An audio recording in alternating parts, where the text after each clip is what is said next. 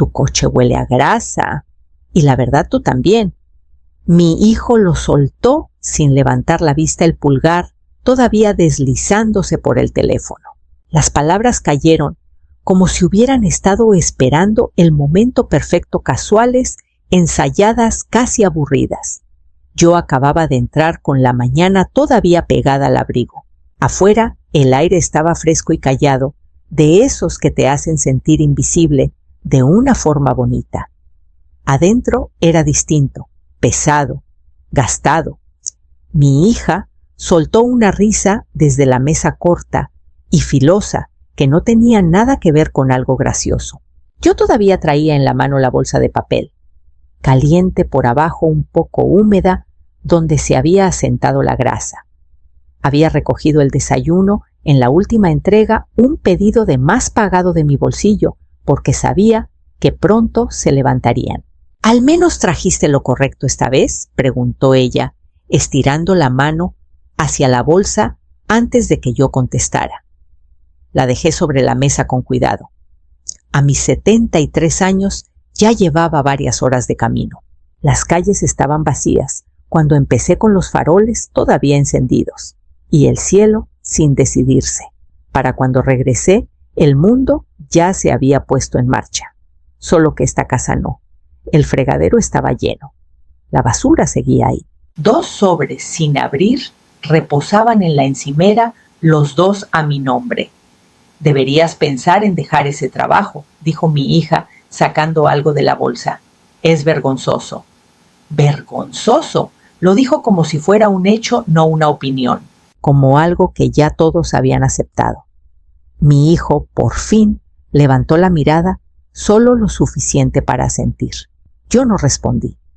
No porque no tuviera nada que decir, sino porque ya no sabía con quién estaba hablando. Dejé las llaves en la encimera y me quedé ahí un rato más de lo normal. El tiempo suficiente para darme cuenta del patrón en el que había estado viviendo. Ellos no estaban atrasados, no estaban intentando, estaban acomodados, cómodos en una vida que yo seguía empujando. Miré las cuentas, la cocina, a los 2 ya comiendo, ya esperando. Y por primera vez, la pregunta no se sintió lejana ni injusta. Se sintió exacta. Si yo paraba, ¿qué seguiría moviéndose en esta casa? Me volví hacia el fregadero. Me arremangué por costumbre y luego me detuve con las manos apoyadas en el borde de la encimera mientras algo pequeño y firme empezaba a moverse dentro de mí, llevándome hacia la mañana siguiente. A la mañana siguiente salí antes de que ninguno de los 2 se moviera.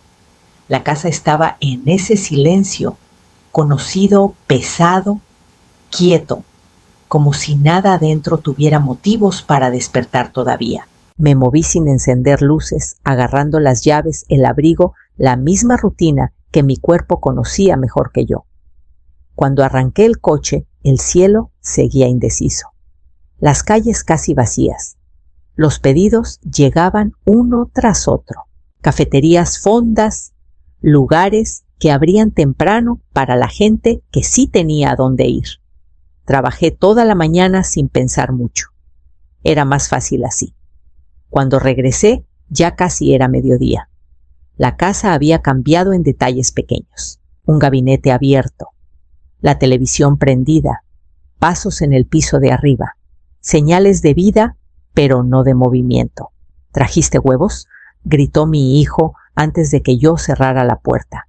Están en el refri, contesté. El Wi-Fi está lento otra vez, agregó mi hija desde el sillón. Deberías llamar a la compañía. Asentí y dejé la bolsa. Nadie preguntó cuánto tiempo había estado afuera, ni a dónde había ido, ni si había comido. El fregadero seguía lleno desde ayer, la basura donde la dejé, los sobres sin abrir. Me moví por la cocina por inercia, acomodando cosas, limpiando superficies que volverían a usarse en unas horas y quedarían igual. Más tarde esa tarde, mi hija pasó junto a mí en el pasillo. Se detuvo, metió la mano en su bolsa y roció algo en el aire detrás de ella. Un aroma ligero y dulce reemplazó el que yo había traído. Mi hijo se rió cuando le pedí que sacara la basura. Tú eres la que está en la casa todo el día, dijo. No es que tengas un trabajo de verdad. Solo andas manejando por ahí. No respondí.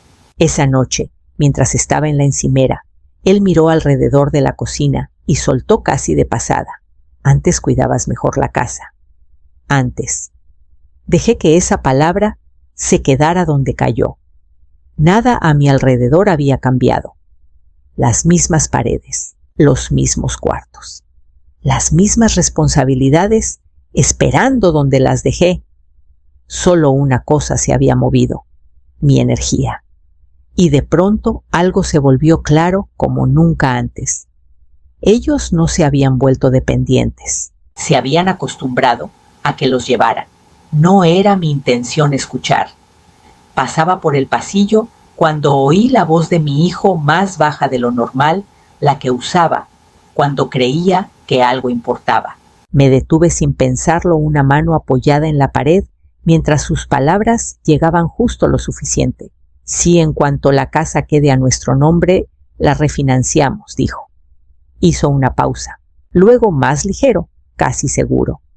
Básicamente ya es nuestra.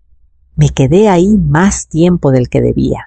No había duda en su voz, ni titubeo, solo una certeza acomodada y completa. Seguí caminando antes de que saliera de regreso a la cocina, donde todo se veía igual que una hora antes. La misma encimera, los mismos platos, el mismo espacio que yo había sostenido durante años. Más tarde, esa tarde pasé por la sala. Mi hija estaba en su laptop viendo fotos de cocinas, mesones amplios, líneas limpias, espacios claros que no se parecían en nada al que yo estaba pisando. ¿Podríamos abrir esto?, decía casi para sí misma. Tumbar esa pared, hacerlo más moderno. Sus dedos se movían rápido, guardando imágenes, armando algo pedazo a pedazo. No levantó la vista cuando pasé. No se detuvo. Ninguno de los dos lo hizo. No era solo que no me hubieran preguntado. Era que ni se les ocurría que tenían que hacerlo. Fui al pasillo y me detuve frente al espejo, no porque quisiera verme, sino porque necesitaba un lugar donde quedarme quieta. Por un momento intenté ver lo que ellos veían. No a la persona que pagaba las cuentas, no a la que mantenía la casa en pie, solo a alguien que ya se estaba saliendo del cuadro, alguien temporal. De fondo, esa comprensión no llegó de golpe, se acomodó despacio, como algo que ya era verdad desde hacía rato y por fin encontraba su forma. Esa noche me quedé despierta sin moverme. No lloré, no busqué nada, solo escuché el silencio y dejé que las palabras se repitieran una y otra vez, hasta que perdieron la sorpresa y se volvieron otra cosa. Básicamente ya es nuestra. Por la mañana ya no intentaba entenderlo. Estaba intentando decidir qué hacer con eso, y me encontré caminando hacia un cajón que no había abierto en años. El cajón se atascó un poco al abrirlo, como si tuviera algo que decir sobre haber sido ignorado tanto tiempo. Adentro estaban las cosas que yo había guardado, pero nunca necesité comprobar papeles apilados en orden silencioso, bordes gastados por el tiempo, no por el uso. Me senté a la mesa y empecé a revisarlos uno por uno. Primero vino la escritura. Mi nombre claro e intacto, sin agregados, sin cambios, solo mío. Lo aparté y busqué el último estado de la hipoteca, pagada en su totalidad, sellada hacía años. Recordé el día que llegó, cómo la doblé con cuidado y la metí en este mismo cajón, no porque pensara usarla, sino porque marcaba algo terminado. Luego los papeles del seguro, renovados cada año, siempre a mi nombre, sin copropiedad, sin cláusula oculta, sin espacio para interpretaciones. Me quedé ahí un buen rato mirando los papeles extendidos sobre la mesa, sintiendo que algo se acomodaba con una certeza callada. Pensé en mi esposo entonces, no en detalles, no en recuerdos, solo en la única decisión que él había insistido cuando compramos la casa. En su momento lo cuestioné. Me pareció innecesario, demasiado cauteloso. Él no explicó. Solo dijo que era mejor así.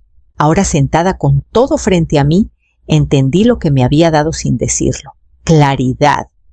Tomé una pluma y una libreta y anoté un número que no había marcado en años. Una oficina inmobiliaria local que había pasado 1000 veces sin necesitarla nunca. El teléfono se sintió más pesado de lo normal. Cuando lo levanté, la conversación fue más corta de lo que esperaba. Mi casa está totalmente pagada, dije. Si quisiera venderla rápido, ¿cuánto tardaría? Hubo una pausa breve, el sonido de alguien pensando en algo práctico. En este mercado, 3 a 5 días. Lo repetí en voz baja después de colgar. 3 a 5 días. No se sintió apresurado. No se sintió imprudente. Se sintió exacto. Por primera vez en mucho tiempo, algo en mi vida no estaba esperando a que otro se moviera. Si todo podía cambiar tan rápido, entonces lo único que quedaba era decidir cómo quería que empezara ese cambio y quién estaría despierto cuando ocurriera. Ella llegó poco después de las 7. Yo ya llevaba horas levantada, aunque no había salido de la casa. La mañana se sentía distinta cuando me quedaba dentro más callada, pero no de forma reconfortante. Más bien, como si todo estuviera esperando. Abrí la puerta antes de que tocara. Se presentó educada y eficiente con una carpeta y una tablet. Nada en ella sugería duda. Entró y miró alrededor, una vez no con juicio, sino con evaluación. Arriba nada se movía. Todavía están dormidos, dije, más para mí que para ella. Recorrimos la casa juntas. Había vivido ahí el tiempo suficiente para dejar de verla, pero esa mañana todo volvió a enfocarse.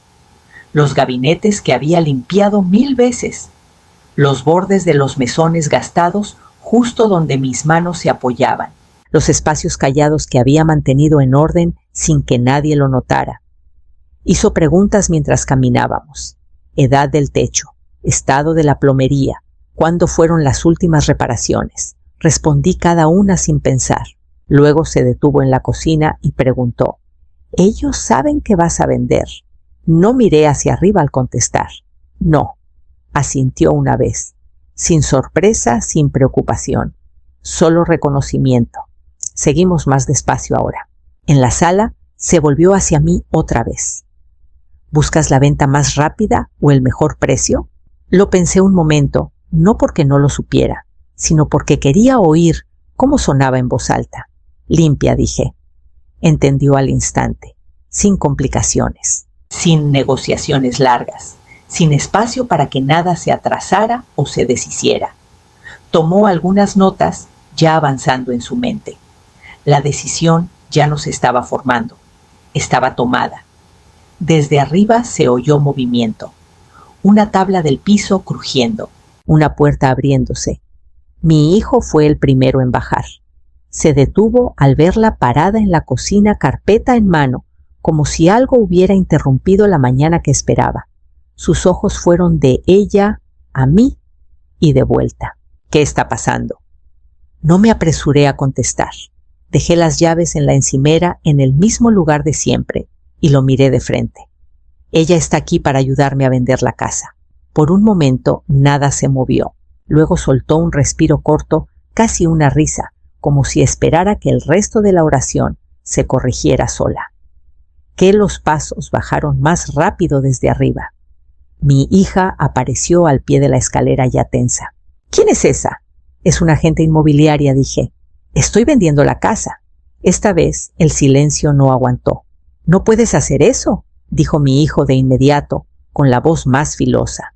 «Nosotros vivimos aquí». Mi hija se acercó levantando la voz. «¿De qué estás hablando? Esto no es chistoso». Los miré a los ojos, uno por uno. «Ustedes se quedan aquí», dije. «Yo soy la dueña». Ese fue el primer momento en que algo cambió. Se miraron entre sí, luego a mí, como comprobando si yo entendía lo que acababa de decir. «¿Esto es por lo de ayer?», preguntó mi hija. Por un comentario, mi hijo agregó Estás exagerando. Nadie quiso decir nada. Negué con la cabeza una vez. No dije, esto es por cómo viven aquí. No levanté la voz. No enumeré ejemplos. No hacía falta. Empezaron de nuevo por otro lado esta vez. Eres nuestra mamá. No puedes hacernos esto. ¿Qué se supone que hagamos? Las preguntas llegaban rápido, pero no buscaban respuestas. Intentaban jalarme de vuelta a algo conocido, algo que reiniciara la habitación. Me quedé donde estaba. Por primera vez, ellos se estaban ajustando a mí. No al revés. Detrás de ellos, la casa estaba callada de una forma que no había notado antes, como si ya se estuviera separando del momento. Tomé la carpeta que la gente había dejado y se la devolví. Y mientras mi hijo alcanzaba su teléfono, ya buscando la siguiente reacción, me di cuenta de que lo que hicieran después no detendría lo que ya había empezado. Para la tarde ya estaba publicado. Fotos tomadas, descripción escrita, precio fijado. Vi cómo el anuncio subía en su pantalla mientras estaba en la misma encimera por donde siempre había pasado todo en esta casa primero. Esta vez no esperó. En menos de una hora empezaron a llegar los mensajes, solicitudes, preguntas, disponibilidad. Por la noche ya estaba programada la primera visita. Mi hijo lo vio antes de que yo dijera nada. Entró a la cocina con el teléfono en la mano, el anuncio abierto, mi nombre todavía atado a la propiedad sin dejar lugar a confusiones. ¿Esto va en serio?, preguntó. Sí. Se quedó mirando la pantalla un segundo más, luego miró alrededor de la casa como si ya hubiera cambiado de forma. A la mañana siguiente, los dos estaban despiertos antes de que yo saliera. Eso solo habría significado algo antes. Ahora ya no. Los primeros llegaron poco después de las 10. Una pareja callada y educada recorriendo la casa con esa atención que no tiene quien vive ahí. Abrían gabinetes, miraban los pisos, preguntaban del techo, las ventanas, la instalación eléctrica. Respondí lo que sabía. Detrás de ellos, mi hija se quedó cerca del pasillo, brazos cruzados, vigilando cada movimiento como si le estuviera pasando a ella. Siguieron más citas, caras distintas, el mismo proceso. La casa se llenaba y se vaciaba una y otra vez cada visita, llevándose algo pequeño. Un poco de privacidad, un poco de pertenencia, un poco de permanencia. Mi hijo empezó a hacer preguntas que ya no sonaban a quejas. ¿Cuánto tiempo tendríamos? La voz de mi hija salió más filosa. ¿A dónde se supone que vayamos? No cambié el tono. Eso depende del comprador. No discutieron eso, no porque estuvieran de acuerdo, sino porque no había nada contra qué empujar. Para la tercera visita, los dos habían dejado de dejar cosas tiradas. Puertas cerradas, superficies despejadas, movimientos más cuidadosos. Ya no se sentía como nuestra casa, ni siquiera como suya. Se sentía como algo que ya se estaba alejando de todos nosotros pedazo a pedazo, y para cuando llegaron los siguientes mensajes, esa noche supe que la decisión no tardaría mucho. Las ofertas llegaron más rápido de lo que esperaba. Para la mañana siguiente había 3. Para la tarde 5. Mi teléfono se mantuvo callado, pero los mensajes de la gente no. Números, condiciones, plazos, cada uno un poco distinto. Cada uno avanzando las cosas, aunque nadie en esta casa estuviera listo. Una se destacó de inmediato, por encima del precio pedido. Condiciones limpias, sin contingencias que retrasaran nada. Otra llegó igual de fuerte, pero más rápida. Cierre corto, negociación mínima. Las leí en la mesa de la cocina mientras la casa se quedaba en un silencio tenso a mi alrededor. Mi hija ya había hecho sus llamadas. La oí en la otra habitación, con la voz apretada repitiendo los mismos puntos una y otra vez. No puede venderla sin nosotros. Algo tiene que haber que podamos hacer. Cuando regresó a la cocina, su expresión había cambiado. ¿Qué les dijeron?, preguntó mi hijo. Dudó, luego contestó sin rodeos: nada. Estaba su nombre. No hay reclamo. Las palabras no cayeron de golpe. Se acomodaron despacio, como algo que se entendía en tiempo real. Sin retraso, preguntó él. Ella negó con la cabeza. No. Ahí fue cuando ocurrió el cambio. No fuerte, no dramático, solo visible. Mi hijo se sentó y sacó su teléfono, no para navegar esta vez, sino para buscar departamentos, anuncios, precios, zonas. Mi hija se quedó de pie, brazos cruzados, mirándome como si se negara a aceptar lo que ya estaba confirmado. ¿De verdad vas a seguir con esto?, dijo. No contesté de inmediato. Miré los papeles frente a mí, las ofertas expuestas, en términos claros, cada una pidiendo lo mismo. Una decisión. Por primera vez, no quedaba espacio para suposiciones, ni comodidad en la que recargarse. Solo consecuencia escrita en números y fechas. Junté los papeles en una sola pila y me levanté sabiendo que el siguiente paso no tardaría y que una vez hecho nada en esta casa, volvería a pertenecer a la incertidumbre. Me reuní con ella poco antes del mediodía. Nos sentamos una frente a la otra en una mesa pequeña, la misma carpeta entre nosotras, pero más delgada ahora. Menos opciones, líneas más claras. Me repasó los detalles finales otra vez, no porque yo necesitara oírlos, sino porque así se hacen estas cosas. Precio, plazo, condiciones de cierre. La oferta más alta seguía ahí. También la más rápida. Esta vez no competían, eran la misma. ¿Estás cómoda para seguir adelante?, preguntó. Miré la página. Mi nombre impreso, con claridad, donde siempre había estado esperando algo así. Sí, dije. Ella giró ligeramente el papel hacia mí y me pasó la pluma. No hubo titubeo en mi mano al firmar, ni pausa ni segunda mirada, solo una línea donde tenía que estar, una página, luego otra, inicial aquí, firma allá. Cuando dejé la pluma ya estaba hecho, sin ceremonia, sin momento para marcarlo. Solo trámites terminados en el mismo silencio con que siempre había manejado todo en mi vida. Está en contrato, dijo ella, recogiendo los documentos. Asentí una vez. Cuando regresé a la casa, los dos estaban en la cocina. Levantaron la vista al mismo tiempo. ¿Hicieron una oferta?, preguntó mi hijo.